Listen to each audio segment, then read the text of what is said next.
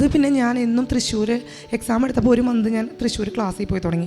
അപ്പോൾ ആ ക്ലാസ്സിൽ പോണ വഴിക്കൊക്കെ എൻ്റെ ചെവിട്ടിൽ ഇവിടുത്തെ സാക്ഷ്യങ്ങൾ കേട്ടത്. അപ്പോൾ എൻ്റെ ബിലീഫ് കൂടാൻ തുടങ്ങി. അപ്പോൾ ഞാൻ പിന്നെ കിട്ടിയ പലരോടും ചോദിച്ചപ്പോൾ അതുമാതിരി സാക്ഷ്യങ്ങളിൽ ഞാൻ കേൾക്കുന്നത് അവരൊക്കെ കയ്യിൽ ഒരു കാശ് രൂപം വെച്ചാണ് ഇവർ എക്സാം എഴുതിയത്. അങ്ങനെയാണ് ഇവർ ഇതെല്ലാം പാസ്സായെന്ന് ഞാൻ അറിയാം. അപ്പോൾ തുടങ്ങി ഞാൻ തീക്ഷ്ണമായി ആഗ്രഹിക്കാൻ തുടങ്ങി, മാതാവ് എനിക്കൊരു കാശ് രൂപം തരണേ. അപ്പോൾ ഞങ്ങൾക്ക് അവിടെ കൊരട്ടിപ്പള്ളിയൊക്കെ ഉണ്ട്. അപ്പോൾ ഞാൻ അവിടെ പോകുമ്പോഴായാലും മാതാവ് എനിക്കൊരു കാശ് രൂപം തരണേ ഞാൻ എങ്ങനെ പ്രാർത്ഥിച്ചിരുന്നു. പക്ഷേ എനിക്ക് കിട്ടിയില്ല. എക്സാമിന് പോകണമെന്ന് രാവിലെ ഞാൻ ആസ് യൂഷ്വൽ പ്രിപ്പയറായി ഇറങ്ങാൻ നേരത്തെ എൻ്റെ അമ്മ എനിക്കൊരു ചെറിയ കാശ് രൂപം കൊണ്ടുതരാം, ഇവിടുത്തെ ഉടമ്പടി കാശ് രൂപം അല്ല, ചെറിയൊരു കാശ് രൂപം തന്നിട്ട് അമ്മ പറയാം, നീ ഇവിടെ വന്നു തുടങ്ങി ഞാൻ നിനക്ക് ഈ കാശ് രൂപം തരണമെന്ന് വിചാരിക്കുക, ഇപ്പോഴാണ് ഇതിനുള്ള കറക്റ്റ് ടൈമായെന്ന് പറഞ്ഞാൽ എൻ്റെ മാലയിൽ ആ കാശ് രൂപം ഇട്ട് തന്നു. എനിക്ക് ഭയങ്കര സന്തോഷമായി, ഭയങ്കര കോൺഫിഡൻസ് കൂടിയ പോലെ തോന്നി. എക്സാമിന് ചെന്ന് എക്സാം എഴുതണതിൻ്റെ ഇടയിൽ ഞാൻ ഓരോരുത്തരൊക്കെ പറഞ്ഞ് കേട്ടിട്ടുണ്ട് അവരെല്ലാവരും ഈ കാശ് രൂപം വെച്ചിട്ടാണ്, കാശ് രൂപം പേപ്പറിൽ വെച്ചൊക്കെയാണ് ചെയ്തേക്കണേന്നാണ്. അങ്ങനെ ഞാനും ചെയ്ത്. പക്ഷേ റീഡിങ് എനിക്ക് ഭയങ്കര ടഫായിരുന്നു. ലിസണിങ് എനിക്ക് എക്സാമിന് ഞാൻ മുമ്പ് പ്രാക്ടീസ് ചെയ്തതിനേക്കാളും കുറച്ചൊരു എളുപ്പം തോന്നി എന്ന് പറയാം. പക്ഷേ എനിക്ക് റീഡിങ് ഭയങ്കര ടഫായിരുന്നു. എൻ്റെ ഫുൾ ഹോപ്പ് പോയി. അപ്പോഴും ഞാൻ പ്രാർത്ഥിക്കുന്നത്, മാതാവ് എനിക്ക് ഇത് മാതാവ് തന്നെ കിട്ടണം എന്നുള്ള രീതിയിൽ തന്നെയാണ് ഞാനത് അറ്റംപ്റ്റ് ചെയ്തത്. എക്സാം കഴിഞ്ഞിട്ട് ഞാൻ എൻ്റെ ഹസ്ബൻഡ് വീട്ടിലേക്ക് പോയി. അപ്പോഴും എൻ്റെ ആഗ്രഹം ഞാൻ അപ്പോൾ തുടങ്ങി ഇവിടുത്തെ സാക്ഷ്യങ്ങളൊക്കെ കൂടുതലായിട്ട് കേൾക്കാൻ തുടങ്ങി. അപ്പോൾ എനിക്കൊരു ആഗ്രഹം, എങ്ങനെയെങ്കിലും എനിക്ക് റിസൾട്ട് അറിയുന്നതിന് മുമ്പ് എനിക്കിവിടെ വരണം. എനിക്ക് 1000 നന്ദി. എൻ്റെ പേര് റെൻസി. ഞാൻ കൊരട്ടിയിൽ നിന്ന് വരുന്നു. ഞാൻ ജാനുവരി 31 ഇവിടെ വന്ന് ഉടമ്പടി എടുത്തത്, ഈ 2023. ഞാൻ 2010 ഒക്ടോബറിൽ BSc നഴ്സിംഗ് പാസ് ഔട്ട് ആയതാണ്. എൻ്റെ എൻ്റെ കസിൻസും ഫാമിലിയിൽ ഒരുപാട് പേര് യൂറോപ്പിലൊക്കെ വർക്ക് ചെയ്യണവരാണ്. സോ പഠിക്കണ സമയത്ത് തന്നെ എനിക്ക് ഭയങ്കര ഒരു ആഗ്രഹമായിരുന്നു യൂറോപ്പിൽ പോകണം എന്നുള്ളത്. അപ്പോൾ ഞാൻ പഠിച്ചിറങ്ങിയ സമയത്ത് വിത്തൗട്ട് IELTS എന്ന് പറഞ്ഞിട്ടൊരു സംഭവം ഓസ്ട്രേലിയയുടെ പ്രോസസ്സിങ് നടക്കുന്നുണ്ടായിരുന്നു. സോ ഞാനതിന് വേണ്ടി ട്രൈ ചെയ്തു. എനിക്ക് ഒരു ഐഡിയ ഒന്നും തന്നെ ഉണ്ടായിരുന്നില്ല. അപ്പോൾ അതുകൊണ്ട് തന്നെ എൻ്റെ പ്രോസസ്സിങ് കുറച്ച് ഡിലേ ആയിരുന്നു. ഞാൻ പേപ്പർ വെച്ച് എൻ്റെ പിറ്റേ ദിവസം അവർ ആ പ്രോഗ്രാം ബാൻ ചെയ്യാണ്. സോ എനിക്ക് ഒന്നും ചെയ്യാൻ പറ്റിയില്ല. അത് കഴിഞ്ഞ് അപ്പോൾ നെക്സ്റ്റ് സ്റ്റെപ്പ് എന്നുള്ള രീതിയിൽ ഞാൻ വർക്ക് ചെയ്യുന്ന സമയത്താണ് ഞാൻ ഈ വിത്തൗട്ട് IELTS ചെയ്തിരുന്നത്. കുറച്ച് നാൾ വർക്ക് ചെയ്തിരുന്നു. അത് കഴിഞ്ഞ് ഞാൻ നെക്സ്റ്റ് സ്റ്റെപ്പ് എന്നുള്ള രീതിയിൽ ഞാൻ IELTS പ്രിപ്പയർ ആവാണ്. IELTS പ്രിപ്പയറായി ഫസ്റ്റ് അറ്റംപ്റ്റിൽ എനിക്ക് ഓവറോൾ 7 ഉണ്ടായിരുന്നു. അത് കഴിഞ്ഞ് ഞാൻ പിന്നെയും അപ്പോൾ വീണ്ടും നെക്സ്റ്റ് ടൈമിൽ ഒന്നുകൂടെ കിട്ടും എന്നുള്ള രീതിയിൽ ഞാൻ എഴുതി. അപ്പോഴും എനിക്കൊരു സ്ലൈറ്റ് വേരിയേഷനോടുകൂടി ഓവറോൾ 7 തന്നെയാണ് എൻ്റെ സ്കോർ നിൽക്കണേ. അപ്പോൾ ഞാൻ സ്റ്റുഡൻറ്റ് പ്രോഗ്രാമിൽ പോവാം എന്ന് വിചാരിച്ച് എൻ്റെ പ്രോസസ്സിങ് സ്റ്റാർട്ട് ചെയ്യണം. അപ്പോൾ എനിക്ക് 1 ഇയർ അപ്പോൾ ഗ്യാപ്പായി. അപ്പോൾ ആ സമയത്തൊക്കെ ഗ്യാപ്പ് എന്ന് പറഞ്ഞാൽ ഭയങ്കര പ്രോബ്ലമാണ്. സോ ഞാൻ ഇവിടെ എറണാകുളം ലിസിയിൽ വർക്ക് ചെയ്യാൻ കയറി. വർക്ക് ചെയ്തുകൊണ്ട് തന്നെ പ്രോസസ്സിങ് സ്റ്റാർട്ട് ചെയ്യാമെന്ന് വിചാരിച്ചിട്ട് ഇൻ ബിറ്റ്വീൻ എൻ്റെ അമ്മയ്ക്ക് ഒരു ക്യാൻസർ വരെയും ഞാൻ കംപ്ലീറ്റ്ലി ഡെസ്പറേറ്റ് ആവുകയും എനിക്ക് എൻ്റെ പ്രോസസ്സിങ് കംപ്ലീറ്റ് ചെയ്യാൻ പറ്റില്ല.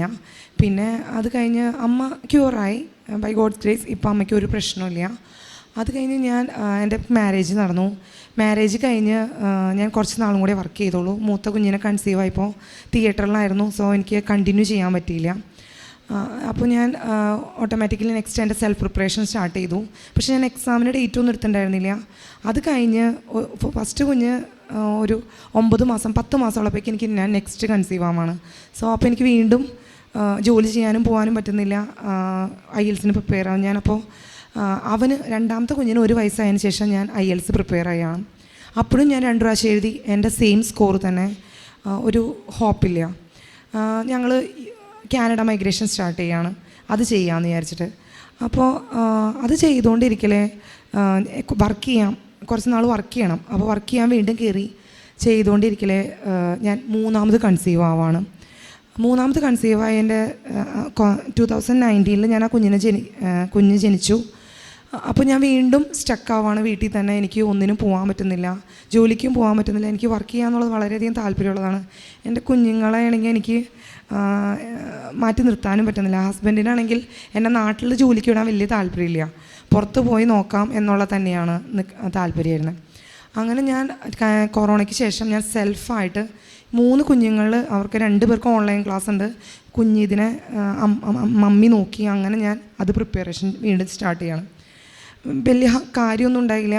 2 പ്രാവശ്യം എൻ്റെ സ്കോറ് കുറവായി, മീൻസ് സെയിം സ്കോറ്, മുമ്പൊക്കെ കിട്ടിയ സെയിം സ്കോർ, അതിൽ നിന്നും ഒരു വ്യത്യാസമില്ല. അപ്പോൾ ഞാൻ എന്നാൽ കെയർ വിസയ്ക്ക് പോവാം, എല്ലാവരും ഒന്ന് കെയർ വിസ ചെയ്യുന്നുണ്ട്, കെയർ വിസ ചെയ്യാമെന്ന് വിചാരിച്ചിട്ട് ഞാൻ ഏജൻസീനെ സമീപിച്ചപ്പോൾ അവരൊന്നും എൻ്റെ പ്രൊഫൈൽ എടുക്കാൻ തയ്യാറല്ല. കാരണം അവർ പറയണത് ഇത്രയും ഓവറോൾ 7 സ്കോറുണ്ട്, സ്പീക്കിംഗ് 7 കിട്ടിയേക്കണ കുട്ടിയാണ്. അപ്പോൾ അങ്ങനെ കിട്ടിയേക്കണ ഒരു കുട്ടിക്ക് എന്ത് കാര്യത്തിന് ഇതിന് പോകണു എന്നൊക്കെ പറഞ്ഞു. അപ്പോൾ ലാസ്റ്റ് എൻ്റെ ഹസ്ബൻഡ് പറഞ്ഞു, അന്നൊരു പണി ചെയ്യാം, ആൾ നേഴ്സാണ്, ഞാൻ കെയറിൽ പോവാം, അപ്പോൾ ഡിപ്പെൻഡൻ്റ് ആയിട്ട് നിനക്ക് വരാമല്ലോ എന്ന് പറയണം. അങ്ങനെ ഞങ്ങൾക്ക് പൈസയ്ക്ക് കുറച്ച് ബുദ്ധിമുട്ടുള്ളവരാണ്. ഞങ്ങൾ ലോണൊക്കെ വെച്ച് ഞങ്ങൾ പോവാണ്. മീൻസ് ഹസ്ബൻഡ് പോയി. ഹസ്ബൻഡിൻ്റെയും ഒരു 6 മന്ത്സ് പ്രോസസ്സിങ് കുറച്ച് ഡിലേ ആയിട്ടൊക്കെ നടന്നേ, എങ്കിലും ലാസ്റ്റ് ജൂലൈയിൽ ആൾ പോയി. അപ്പോൾ ആൾ പോകുന്നതിന് മുമ്പ് ഞങ്ങളുടെ പേപ്പർ വർക്കുകളും കൂടെ ചെയ്യാം, 3 മന്ത്സ് കഴിഞ്ഞാൽ ഫാമിലീനെ എടുക്കാം, അങ്ങനെയെങ്കിലും എനിക്ക് യൂറോപ്പിൽ പോവാം എന്നുള്ള എൻ്റെ ആഗ്രഹം. ഹസ്ബൻഡ് ഇവിടുന്ന് ഫ്ലൈറ്റ് കയറി അന്ന് എന്നെ വിളിച്ചിട്ട് പറഞ്ഞത്, ഞാനീ പോണത് എൻ്റെ ആഗ്രഹം കൊണ്ടല്ല, നിന്നെ അവിടെ കൊണ്ടുപോവാം എന്നുള്ളൊരു ആഗ്രഹത്തിന് പുറത്താന്ന് പറഞ്ഞിട്ടാണ് ഞാൻ പോകുന്നത്, ഹസ്ബൻഡ് പോകുന്നത്. പക്ഷേ അൺഫോർച്ചുനേറ്റ്ലി അതും നടന്നില്ല. കാരണം ആളുടെ ടെനൻസി 1 ഇയർ ആയിരുന്നു. അപ്പോൾ എനിക്ക് പോകാൻ പറ്റും, കുഞ്ഞുങ്ങളെ കൊണ്ടുപോകാൻ പറ്റില്ല. ടെനൻസി മാറാതെ കുഞ്ഞുങ്ങളെ കൊണ്ടുപോകാൻ പറ്റില്ല. 1 കൊല്ലം കഴിയാതെ എനിക്ക് അവിടേക്ക് പോകാൻ പറ്റില്ല എന്നുള്ള അവസ്ഥയായി. അപ്പോൾ വീണ്ടും ഞങ്ങളുടെ പ്രതീക്ഷ നശിക്കുകയാണ്. വീണ്ടും എല്ലാവരും പറഞ്ഞാൽ OET നോക്ക്, നീ IELTS കുറേ നാളായില്ലേ ചെയ്യുന്നത്, നീ OET നോക്കുന്നു പറഞ്ഞാൽ ഞാൻ വീട്ടിലിരുന്ന് OET പ്രിപ്പയർ ചെയ്യാം. കുഞ്ഞുങ്ങളെ സ്കൂളിൽ വിട്ട് ഇളയ കുഞ്ഞ് അംഗനവാടി പോയി കഴിയുമ്പോൾ ഞാൻ OET പഠിക്കാൻ തുടങ്ങി. പഠിക്കുമ്പോഴും എനിക്ക് കോൺഫിഡൻസ് ഒന്നുമില്ല.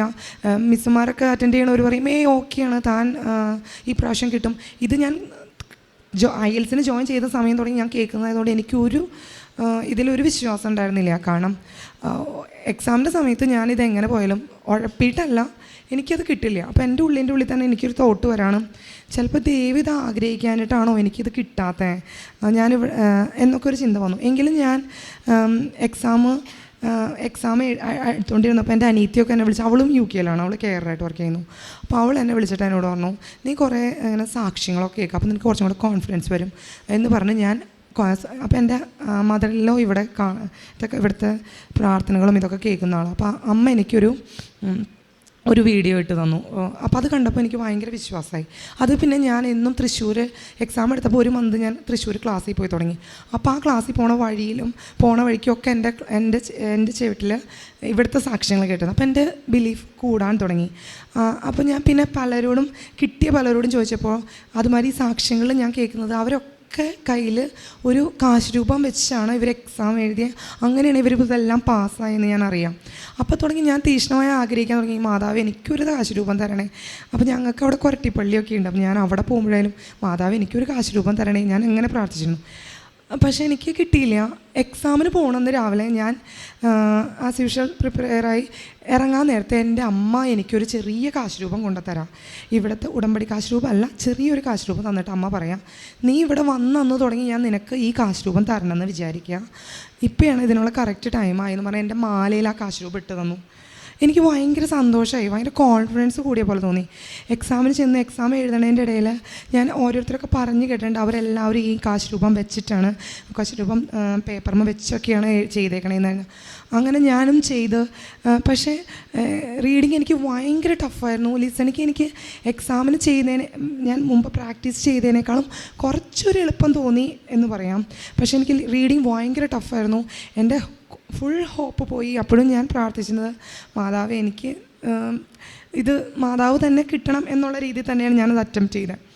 എക്സാം കഴിഞ്ഞിട്ട് ഞാൻ എൻ്റെ ഹസ്ബൻഡ് വീട്ടിലേക്ക് പോയി. അപ്പോഴും എൻ്റെ ആഗ്രഹം ഞാൻ അപ്പോൾ തുടങ്ങി ഇവിടുത്തെ സാക്ഷ്യങ്ങളൊക്കെ കൂടുതലായിട്ട് കേൾക്കാൻ തുടങ്ങി. അപ്പോൾ എനിക്കൊരു ആഗ്രഹം, എങ്ങനെയെങ്കിലും എനിക്ക് റിസൾട്ട് അറിയുന്നതിന് മുമ്പ് എനിക്കിവിടെ വരണം. പക്ഷേ എനിക്ക് കൂടെ വരാൻ ആളില്ല. ഇൻലോസ് ആണെങ്കിലും അവരും കുറച്ച് വീക്കായ ആൾക്കാരാണ്. കുഞ്ഞുങ്ങളെ എനിക്ക് വീട്ടിൽ കൊണ്ടുവന്ന് ആക്കിയിട്ട് വേണം എനിക്ക് വരണമെങ്കിൽ, അങ്ങനെ കുറേ പ്രശ്നങ്ങൾ. പക്ഷേ എന്തോ ഭാഗ്യത്തിന് ഞങ്ങളുടെ അവിടെ നിന്നൊരു ചേച്ചി, ആ ചേച്ചിക്ക് ഇവിടെ വന്ന് ഒരു വലിയ അത്ഭുതം സംഭവിച്ച ഒരു ചേച്ചിയാണ്. ആ ചേച്ചിയുടെ കാല് മുറിച്ച് കളയണമെന്ന് പറഞ്ഞിട്ട് ആ ചേച്ചിക്ക് ക്യൂറായി ഇവിടെ വന്ന്. അപ്പോൾ ആ ചേച്ചി ഇവിടെ പുതുക്കാൻ വേണ്ടി വരണമെന്ന് പറഞ്ഞു. അപ്പോൾ ഞാൻ പറഞ്ഞു, എന്നാൽ ചേച്ചി ഞാനും വരണുണ്ടെന്ന് പറഞ്ഞ് ഞാൻ തലേ ദിവസം എൻ്റെ കുഞ്ഞുങ്ങളെയൊക്കെ വീട്ടിൽ കൊണ്ടുവന്നാക്കി ഞാൻ പിറ്റേ ദിവസത്തേക്ക് പോരാൻ ഒരുങ്ങാണ്. അപ്പോൾ ഞാൻ തലേ ദിവസം എൻ്റെ ഫ്രണ്ട്സ് പറഞ്ഞറിയാണ് നാളെ രാവിലെ റിസൾട്ട് വരുന്നു. അപ്പോൾ ഞാൻ എന്തായാലും എനിക്ക് ഇന്ന് ഇവിടെ വരണം, മീൻസ് നെക്സ്റ്റ് ഡേ ഇവിടെ വന്നിട്ട് ഞാൻ റിസൾട്ട് നോക്കുള്ളൂ എന്നൊക്കെ ഞാൻ ഉറപ്പിക്കാം. ഞാനിവിടെ വന്നു, ഞാൻ ചേച്ചിയുടെ കൂടെ ഇവിടെ വന്നു. രാവിലെ 10:30 സെഷന് ഞാൻ കയറി ഉടമ്പടിയുടെ ക്ലാസ്സൊക്കെ അറ്റൻഡ് ചെയ്തുകൊണ്ടിരിക്കലേ എൻ്റെ ഫോൺ കിടന്ന് വളരെ വൈബ്രേറ്റ് ചെയ്യാണ്. ബാച്ചിലുള്ള പലരുടെയും മെസ്സേജ്, മീൻസ് റിസൾട്ട് വന്നു, എൻ്റെ റിസൾട്ട് നോക്കാൻ പറഞ്ഞു പലരുടെയും മെസ്സേജ്. പക്ഷെ ഞാനൊന്നും നോക്കിയില്ല. ഞാൻ ഇത് ഉടമ്പടി എടുത്ത് കഴിഞ്ഞിട്ട് ഞാൻ നോക്കുന്നുള്ളൂ എന്നുള്ള രീതിയിൽ ഞാൻ ഇരിക്കുകയാണ്. ക്ലാസ് കഴിഞ്ഞ് സ്റ്റാമ്പ് ചെയ്യുന്ന സമയത്ത് നിന്നപ്പോൾ എൻ്റെ കസിൻ എന്നെ വിളിച്ചിട്ട് പറഞ്ഞു, ചേച്ചി റിസൾട്ട് എന്താ നോക്കാത്ത, ചേച്ചി ഡിപ്രഷനാണോ സങ്കടമാണോ എന്നൊക്കെ പറഞ്ഞ് വിളിക്കുക.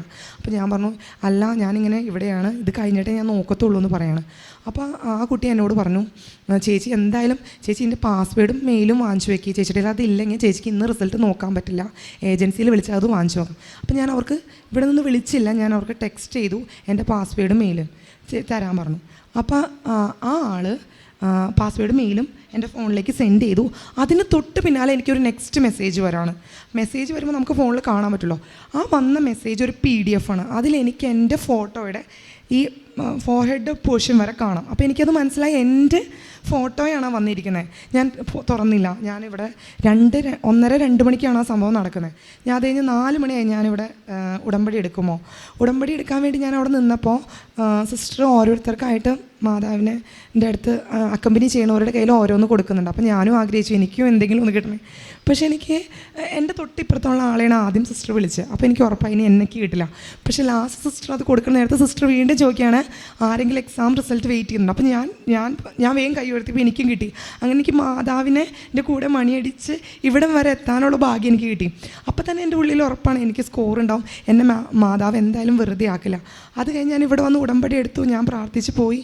അപ്പോൾ എൻ്റെ ഉള്ളിൽ എനിക്കിത് കിട്ടുകയാണെങ്കിൽ ഞാൻ അന്നത്തെ ദിവസം ത്രൂ ഔട്ട് ഞാൻ ഉപവാസമാണ്. എന്നിട്ട് ഞാൻ ഇവിടെ വന്നിട്ട് ഞാൻ ഇത് വന്നു കഴിഞ്ഞാൽ അപ്പോൾ എൻ്റെ കൂടെയുള്ള ചേച്ചിയോട് ഭക്ഷണം കഴിയാൻ പറഞ്ഞു, ഇല്ല റിസൾട്ട് നോക്കി ഇതുണ്ടെങ്കിൽ ഞാനിവിടെ സാക്ഷ്യം പറഞ്ഞിട്ടേ ഞാൻ പോകുന്നുള്ളൂ. കാരണം ഞാനിവിടെ വന്നപ്പോൾ ആദ്യം കേട്ടത് ഇങ്ങനെ ഒരു OITയുടെ സാക്ഷി. അപ്പോൾ എൻ്റെ ഉള്ളിൽ ചിന്ത വരാണ്, എനിക്കും പറയണം, ഇത് പറയാൻ പറ്റണം. അങ്ങനെ ഞങ്ങൾ ഇവിടുന്ന് ക്രോസ് ചെയ്ത് പോയി. അപ്പുറത്ത് നിന്ന് ക്രോസ് ചെയ്തപ്പോൾ ഞാൻ റിസൾട്ട് നോക്കിയപ്പോൾ എനിക്ക് ആദ്യം കണ്ടത് അയർലൻഡ് സ്കോറാണ്. അപ്പോൾ തന്നെ ഞാൻ തുള്ളി ചാടിയിട്ട് ഞാൻ പറഞ്ഞു, ചേച്ചി നമുക്ക് പോകാൻ സാക്ഷ്യം പറയാമെന്നു. അപ്പോൾ ചേച്ചി പറഞ്ഞു, ഓക്കെ പറയാം, അതിന് മുമ്പ് നീ ഒന്നും കൂടെ ഒന്ന് കൺഫേം ചെയ്യാം. അപ്പം നോക്കിയപ്പോഴാണ് മനസ്സിലായേ അത് അയർലൻഡ് സ്കോറല്ല, ക്ലബിംഗ് സ്കോറാണ്. അത് 2 Bയും 2 C+ ആണ്. ഗ്രാഫ് ആയതുകൊണ്ട് എനിക്കൊരു മിസ്അണ്ടർസ്റ്റാൻഡിങ് പറ്റിയതാണ്. പക്ഷെ ഞാൻ എന്നാലും ആ ചേച്ചി എന്നോട് പറഞ്ഞു, എന്നാലും മോളെ നിനക്ക് നല്ല സ്കോറുണ്ട്, ഈ സർട്ടിഫിക്കറ്റിന് ഇതിന് വാല്യൂ ഉണ്ട്, എന്തായാലും നെക്സ്റ്റ് ടൈം എനിക്കൊരു നല്ല സ്കോർ കിട്ടുകയാണെങ്കിൽ ചേർത്ത് വയ്ക്കാവുന്ന റിസൾട്ടാണ്. അപ്പം ഞാൻ ഭയങ്കര ഹാപ്പിയായി. ഞാൻ അത് കഴിഞ്ഞ് വീട്ടിൽ പോയി. അന്ന് തുടങ്ങിയാണ് എൻ്റെ ഉടമ്പടി സ്റ്റാർട്ട് ചെയ്യണേ, ജാനുവരി 31. ഇന്നത് കറക്റ്റ് 2 മാസം തികയുന്ന ദിവസമാണ്. അപ്പോൾ ഞാൻ അതൊക്കെ അങ്ങനെ അത് കഴിഞ്ഞ് ഞാൻ അന്ന് തുടങ്ങി ഞാൻ ഉടമ്പടിയിലുള്ള കാര്യങ്ങൾ തുടങ്ങാണ്. പത്രം കൊടുക്കാനും ഞാൻ പത്രം ആദ്യമൊക്കെ കൊടുത്തിരുന്നപ്പോൾ ആൾക്കാർക്ക് വാങ്ങിക്കാനൊരു ബുദ്ധിമുട്ടൊക്കെ വന്നു. പിന്നെ ഞാൻ കേട്ടു വിശ്വാസ പ്രമാണം പറഞ്ഞ് ചെല്ലാമോ. അപ്പോൾ ഞാൻ വിശ്വാസ പ്രമാണം പറഞ്ഞ് ഞാൻ പത്രം കൊടുക്കും.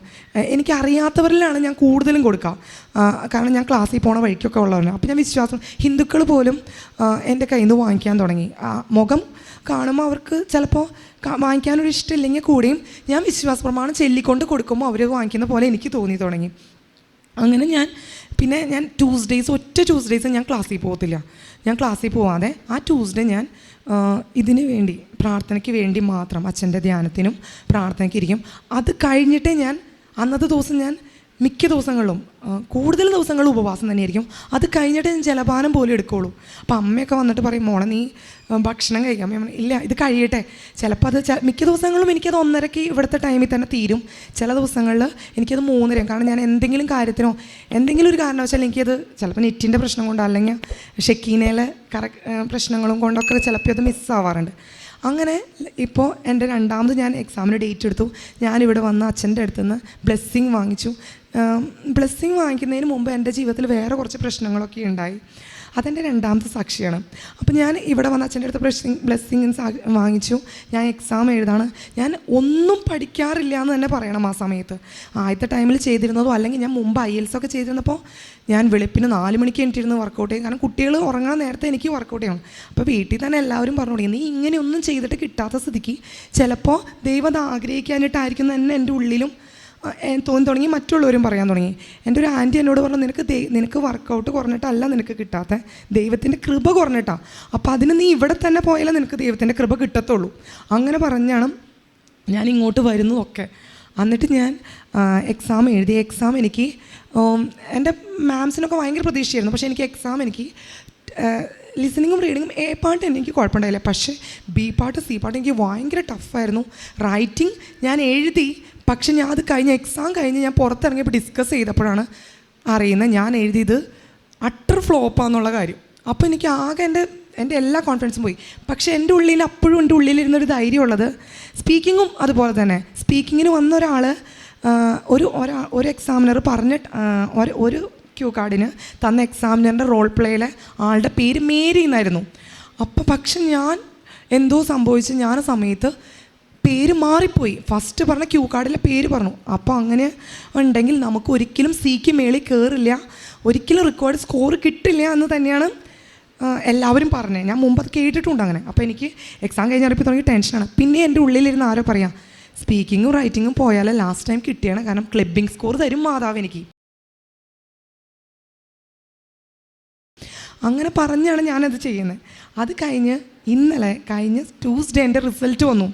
റിസൾട്ട് വന്ന അന്ന് എൻ്റെ മക്കൾക്ക്, എനിക്ക് 3 കുട്ടികളാണ്, 2 പേർക്ക് എക്സാം ഉണ്ട്.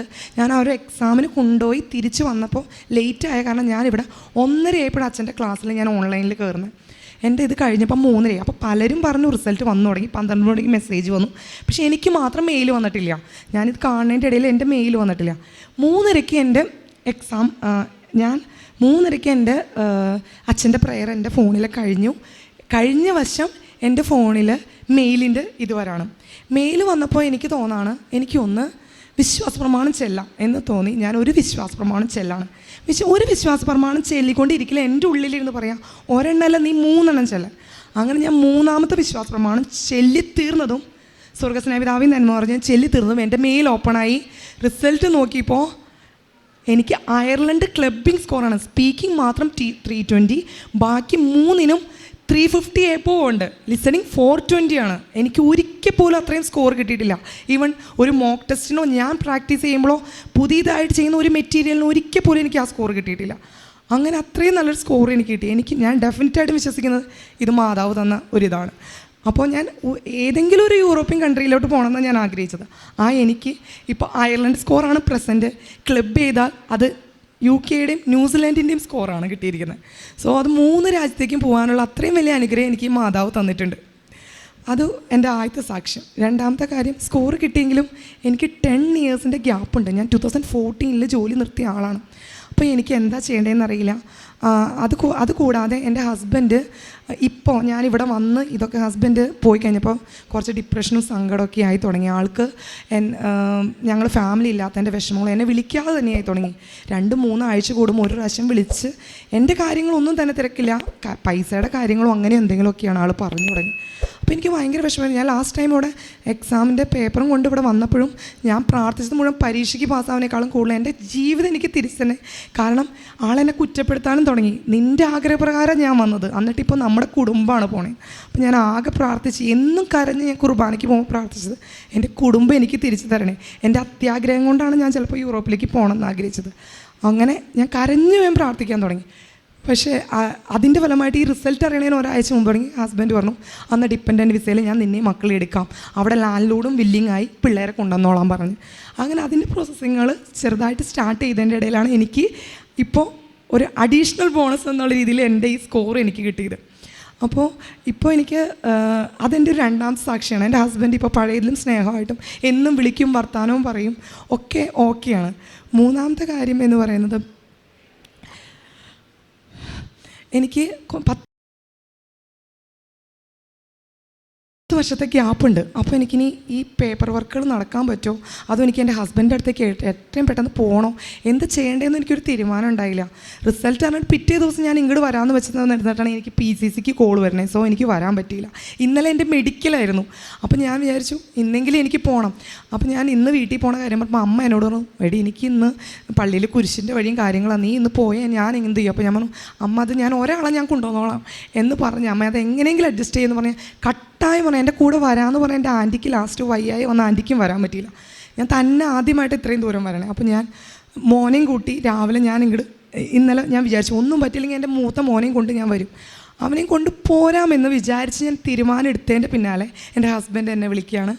അവർക്കറിയാവുന്ന ഒരു ഏജൻറ്റ്, ആൾ റെഡിയാണ്, ആൾ ഈ പേപ്പർ വർക്കുകളെല്ലാം 2 മാസത്തിനുള്ളിൽ റെഡിയാക്കി തരാമെന്ന് പറഞ്ഞിരിക്കുകയാണ്. അപ്പോൾ അങ്ങനെ ഒരു വലിയ അനുഗ്രഹം കൂടെ, അടുത്തൊരു പ്രതീക്ഷയും കൂടെ മാതാവ് എനിക്ക് തന്നിട്ടുണ്ട്. ഒടുവിലാണ് ഞാൻ